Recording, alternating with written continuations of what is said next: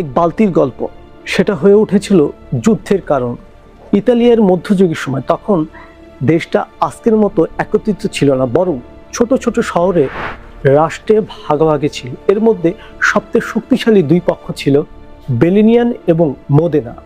এই দু শহরের মধ্যে আগের থেকেই শত্রুতা ছিল, শুধু রাজনৈতিক না, ধর্মীয় আর ক্ষমতার লড়াইও ছিল এর পিছনে। বোলোনিয়া ছিল পোপের পক্ষে, গিবেল ইনস, আর মোদেনা ছিল সম্রাটের পক্ষে, গুয়েলফ। অর্থাৎ কখনোই না। তারা আগের থেকেই একে অপরকে সহায় করতে পারত না। এমন উত্তেজনাপূর্ণ পরিস্থিতিতে 1325 সালে ঘটে এক অদ্ভুত ঘটনা। চুরি হলো একটি বালতি।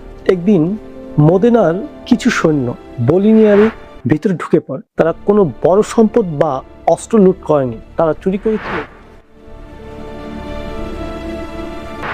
একটি কাঠের বালতি। হ্যাঁ, ঠিক শুনেছেন, একটা বালতি। বলা হয় বেলোনিয়ার একটি কূপ থেকে এই বালতিটি নিয়ে যাওয়া হয়েছিল। কিন্তু ব্যাপারটা শুধু চুরি ছিল না, এটি ছিল অপমানের প্রতীক। যেন বলা হচ্ছে, আমরা তোমাদের শহরে ঢুকে তোমাদের কাছ থেকে জিনিস নিয়ে আসতে পারি, তোমরা কিছুই করতে পারো না।